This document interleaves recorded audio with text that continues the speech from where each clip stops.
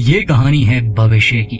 सन 2065 में जब इंसानों को अपने आकाशगंगा में जीने लायक ग्रह मिल चुके थे, वो और जानने की कोशिश कर रहे थे। सब अच्छा जा रहा था, मगर फिर शक्तिशाली देशों के बीच परमाणु युद्ध शुरू हुआ। 60 मिनट की जंग ने दुनिया को पूरी तरह से तबाह कर दिया। कुछ इंसान पृथ्वी से जिंदा बच निकले। पेगासस नामी ये अंतरिक्ष यान बचे कुछ इंसानों का आखिरी घर था, और अब वो सितारों में एक नए जीने लायक ग्रह की तलाश में निकले हैं। बस यही लोग मानव जाति को बचा सकते थे, मगर ये सफर बहुत लंबा था और वो अकेले नहीं थे।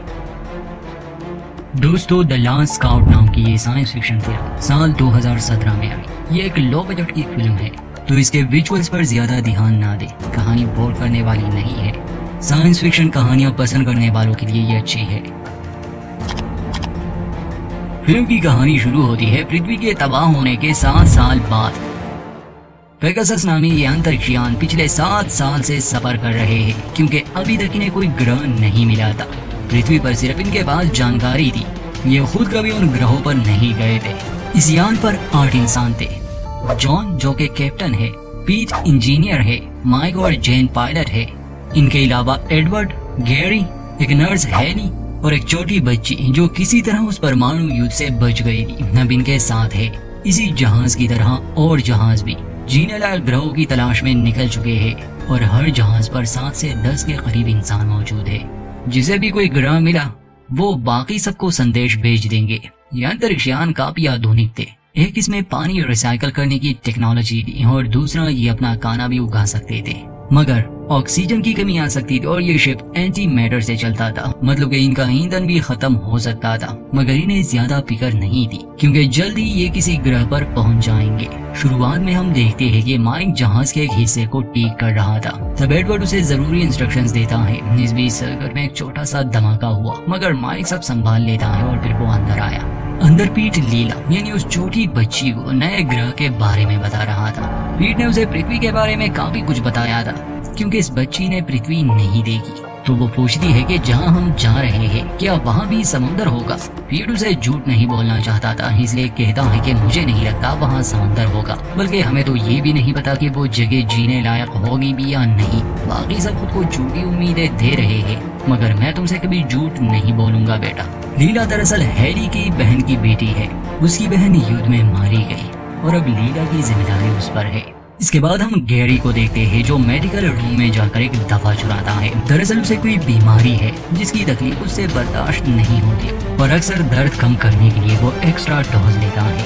लेकिन उसने सबसे ये बात छुपा रखी है। फिर आज माइक का बर्थडे था, और जैन ने उसके लिए केक बनाया था, जिसे देखकर माइक को काफी खुशी हुई। असल में जैन और माइक एक दूसरे को पसंद करते थे। दोनों की बातें ही हो रही थी कि तभी उन्हें एक दूसरे यान से संदेश मिला। वो भी इन्हीं में से एक था। इस संदेश को सिर्फ कैप्टन ही पढ़ सकते थे। वही कैप्टन जहाज की स्थिति को लेकर पीट से बात कर रहा था। एडवर्ड पीट पर गुस्सा था, क्योंकि वो इंजन को ठीक करने में कुछ ज्यादा ही टाइम ले रहा था, जिस वजह से उनकी ऑक्सीजन ज्यादा इस्तेमाल हो रही थी। इस बात से कैप्टन भी सहमत थे।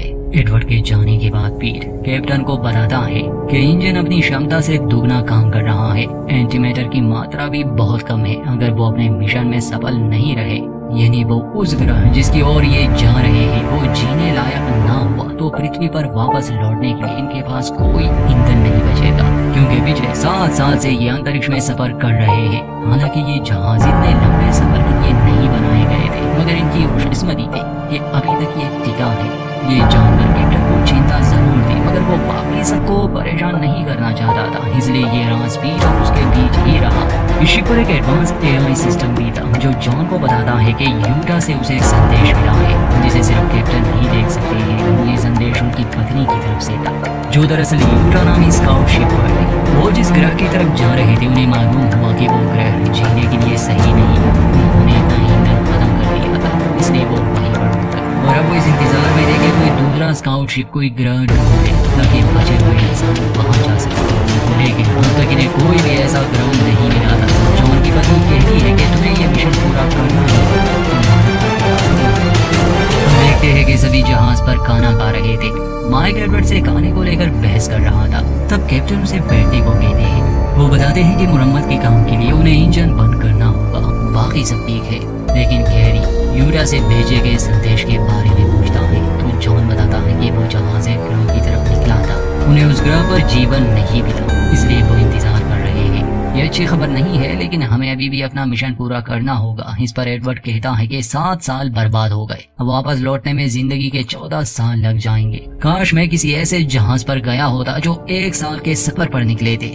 कैप्टन कहते हैं कि जब तक हमारे पास एक भी मिशन है, हमारे पास उम्मीद है। और वैसे भी हाल ही में जो स्कैन हमें मिले, उससे ये पता चला कि जिस ग्रह पर हम जाने वाले हैं वहाँ जीवन की संभावना है।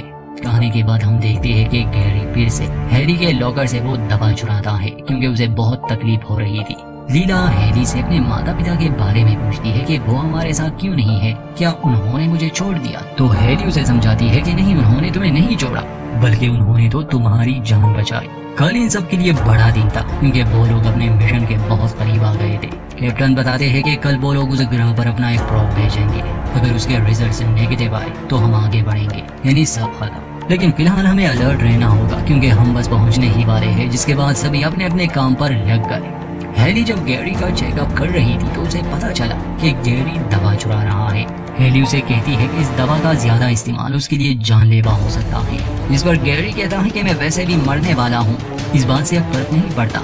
वहीं दूसरी तरफ माइक और एडवर्ड के बीच झगड़ा हो गया। एडवर्ड ने पी रखी थी, अब पता नहीं उसे इस शिप पर शराब कहाँ से मिली। खैर माइक उस पर गुस्सा करता है, कहता है कि तुम खुद निराश हो, तुम्हें कोई उम्मीद नजर नहीं आ रही, इसका मतलब ये नहीं कि तुम हमारी भी उम्मीद खत्म कर दो। तो एडवर्ड गुस्से में कहता है कि इस जहाज पर सबसे जरूरी इंसान मैं हूँ। मैं इकलौता हूँ जो भेजे गए प्रोब के संदेश को पढ़ सकता है। मुझे मार दिया तो कभी जान नहीं पाओगे वो ग्रह कैसा है। वो बहस ही कर रहे थे कि तभी कंप्यूटर कोड ऑरेंज की वार्निंग देता है। माइक जल्दी से कैप्टन को जगाता है, क्योंकि उस ग्रह के ऑर्बिट में एक दूसरा जहाज दिखा था। जब ये लोग उसे स्कैन करते हैं, पता चलता है कि ये उनके जहाजों में से नहीं, बल्कि ये एक चाइनीज जहाज है। पृथ्वी पर जब युद्ध हुए तो वो इन 2 बड़े देशों के बीच थे, इसलिए ये इनके दुश्मन भी थे। अब हैरानी की बात ये थी कि वो शिप एक जगह रुकी थी, ना वहाँ से कोई सिग्नल आ रहा था, ना ये लोग वहाँ सिग्नल भेज सकते थे। माइक कहता है कि ये लोग रुके क्यों है, तो एडवर्ड कहता है कि हो सकता है इन्होंने भी एक प्रोब भेजा हो जिसकी खबर अच्छी ना हो, या हो सकता है वो मर गए हो। कैप्टन कहता है कि जब तक कोई जानकारी नहीं मिलती हमें ये सब नहीं सोचना चाहिए।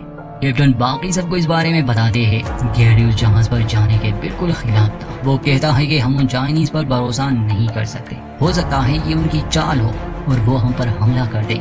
लेकिन बाकी सबका मानना था कि हो सकता है उन्हें वहाँ कुछ जरूरी सामान मिल जाए। इस बात को लेकर सब में बहस हो गई।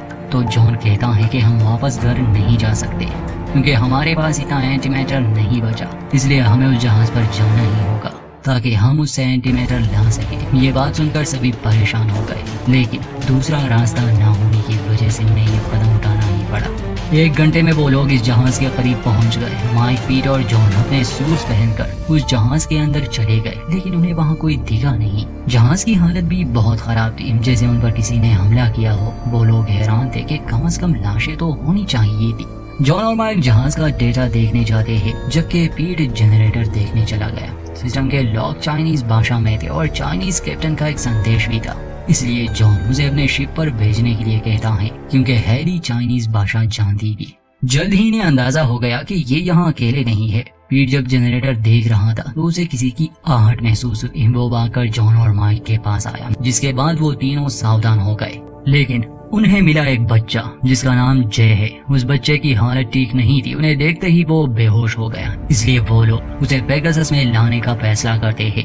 लेकिन एयरलॉक दूसरी तरफ से बंद था। दरअसल उसे एडवर्ड ने लॉक किया था। वो कहता है कि मैं नहीं चाहता उस जहाज पर जो हुआ वो यहाँ भी हो, इसलिए आप सबको वहीं रुकना होगा जब तक पता न चल जाए कि असल में हुआ क्या था। कैप्टन गुस्से में उसे दरवाजा खोलने को कहते हैं। एडवर्ड कहता है कि आपके यहाँ न होने पर इस जहाज का कैप्टन मैं हूँ, इसलिए मैं आपका आदेश नहीं मान सकता। आप लोगों की वजह से मिशन खतरे में पड़ गया। तब हैरी उसे किसी चीज से मारकर बेहोश कर देती है। कैप्टन बच्चे को लेकर जहाज पर वापस आ गए। गैरी भी इस बात से खुश नहीं था कि वो एक चाइनीज बच्चे को यहाँ ले आए। वो कहता है कि ये हमारे दुश्मनों का बच्चा है। पीट अभी भी उस चाइनीज जहाज पर था। नजर में उसे कुछ जरूरी सामान चाहिए था। माइक तो पहले ही निकल गया, मगर जब पीट वापस लौट रहा था तो ब्रिज उड़ जाता है और पीट वहीं फंस गया।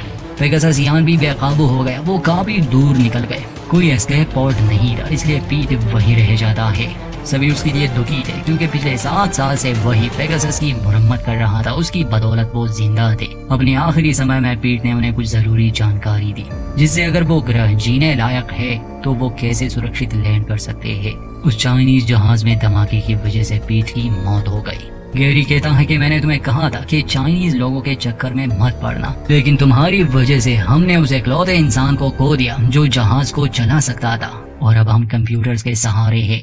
अगले सीन में हम देखते हैं कि जे को होश आ गया था, लेकिन वो काफी डरा हुआ था। हाथ में सीजर लिए वो किसी को अपने करीब आने नहीं दे रहा था, मगर हैरी जो कि डॉक्टर थी और उसे चाइनीज भाषा भी आती थी, वो उस बच्चे को शांत करती है, उसे गले से लगाती है। कैप्टन हैरी से कहते हैं कि इससे पता करो कि उस जहाज पर क्या हुआ था, साथ ही एडवर्ड पर नजर रखना। इस बीच लीला और जे की दोस्ती हो गई। जॉन के पूछने पर हैरी बताती है कि मेरी चाइनीज ज्यादा अच्छी नहीं, मैंने एआई का भी इस्तेमाल किया, लेकिन जे ने ज्यादा कुछ नहीं बताया। उस जहाज पर जरूर कुछ बहुत बुरा हुआ होगा, लेकिन वो बताना नहीं चाहता। कैप्टन कहते हैं कि इसका एयरपोर्ट 6 महीने पहले ही लॉन्च हो गया था और तब से ये बच्चा जहाज पर अकेला था। लेकिन हैरानी की बात यह है कि पोर्ट के लॉन्च होने के बाद एयरलॉक को 6 बार खोला गया, लेकिन जहाज से कोई बाहर नहीं गया। हैरी कहती है कि शायद जे ने आत्महत्या करने की कोशिश की, पर वो कर नहीं पाया। खैर फिलहाल प्रॉप तैयार था, इसलिए कैप्टन नए ग्रह पर प्रॉप भेजने का आदेश देते हैं। थोड़ी देर बाद एडवर्ड कैप्टन को बताते हैं कि उन्हें चाइनीज प्रॉप भी मिला है, जिसे स्केप पोर्ट से कुछ घंटे पहले लॉन्च किया गया था। और उसकी जानकारी से उन्हें पता चला है कि सोलर सिस्टम में एक नहीं बल्कि 2 ग्रह है, किसी एक पर तो जीवन होगा ही। प्रॉप ने चाइनीज जहाज को कुछ सिग्नल भेजे थे, लेकिन वो सिग्नल जहाज तक पहुंचा ही नहीं। जब हमारा प्रॉप उसके करीब पहुंचेगा तो हमें वो सिग्नल्स मिल सकते हैं। फिलहाल वो दूसरा ग्रह सूरज की ओर है। कुछ ही दिनों में ये लोग उस ग्रह तक भी पहुंच जाएंगे, लेकिन फिलहाल उन्हें इंतजार करना था। किसी को भी नींद नहीं आती, क्योंकि अगर इन 2 ग्रहों में कोई एक भी जीने लायक नहीं हुआ तो ये लोग यहीं पर मर जाएंगे। हम देखते हैं कि एडवर्ड माइक के पास आया। दोनों फिल्म देखने बैठ गए, मगर एडवर्ड की आंख लग गई। झांकने पर वो देखता है कि किसी ने माइक का गला काटकर उसे मार दिया। ये सब देखकर वो चिल्लाने लगा। जेन और कैप्टन भागकर वहां आते हैं। कैप्टन को एडवर्ड पर शक था, लेकिन एडवर्ड साफ साफ कह देता है कि मैंने ये नहीं किया। तभी शिप में अलार्म बजने लगा। एआई बताता है कि इंजीनियरिंग रूम में किसी ने छेड़छाड़ की है, इसलिए सभी वहां देखने जाते हैं। जबकि जेन सदमे में थी। जब वो लोग इंजीनियरिंग रूम में पहुंचे तो जे वहां मौजूद था। हैरी उससे पूछती है कि उसने माइक के साथ क्या किया, तो जे कहता है कि उसने कुछ नहीं किया। इस पर गैरी गुस्सा होकर कहता है कि ये तो ऐसा ही कहेगा, ये हमारा दुश्मन है और ये किसी की भी जान ले सकता है। कैप्टन जे पर नजर रखने को कहता है। अगले दिन जब कैप्टन रिपोर्ट्स देख रहे थे तो तभी एक चाइनीज आदमी ने उन पर हमला कर दिया, जो उसी दूसरे जहाज से चुपकर यहाँ गया था। वो आदमी कैप्टन को मारने की कोशिश करता है, लेकिन तभी जैन वहाँ कर उस आदमी को शूट कर देती है, जिससे कैप्टन की जान बच गई। अब कैप्टन जे को उस कमरे में बुलाती है जहां उस आदमी की लाश थी। तब गैरी उससे चाइनीज भाषा में बात करता है, जिस पर हैरी और कैप्टन हैरान थे, क्योंकि उसने इस बारे में पहले नहीं बताया कि वो चाइनीज भाषा जानता है। खैर गैरी बताता है कि जे का कहना है कि इसी व्यक्ति ने जहाज पर सभी लोगों को मारा था एक एक करके, और फिर उन्हें एयरलॉक से बाहर फेंक दिया। यही वजह है कि एयरलॉक 6 बार खोला गया था। कैप्टन जे को बांधने का ऑर्डर देते हैं। बाद में एडवर्ड बताता है कि उन्हें प्रॉप से कुछ डेटा मिला है, लेकिन वो काफी नहीं, इसलिए ये बताना मुश्किल है कि कौन सा ग्रह जीने लायक है और कौन सा नहीं। इसलिए हमें खुद ही लैंड करना होगा। सभी का कहना था कि उन्हें दूसरे प्रॉप के आने का इंतजार करना चाहिए, जो कि दूसरे ग्रह पर भेजा गया था। लेकिन कैप्टन कहते हैं कि हमारे पास इतना समय नहीं। 2 ऑक्सीजन टैंक खराब हो चुके हैं, अब ज्यादा ऑक्सीजन बची भी नहीं, इसलिए न चाहते हुए भी सबको कैप्टन के प्लान के मुताबिक ही चलना होगा। अब ये लोग जहाज लेकर उस ग्रह की तरफ बढ़ने लगे। कंप्यूटर से इन्हें वार्निंग मिल रही थी कि लैंडिंग में दिक्कत हो सकती है, लेकिन जैन किसी तरह जहाज को लैंड करवा देती है। जैन और एडवर्ड सूट पहनकर बाहर निकलते हैं, लेकिन इस ग्रह का वातावरण इंसानों के रहने लायक नहीं था, जिससे वो सभी निराश हो जाते हैं। लेकिन जॉन उन्हें यकीन दिलाता है कि वो ताज़ा हवा में सांस जरूर लेंगे। अब उन्हें उस दूसरे प्रॉप का इंतजार करना होगा।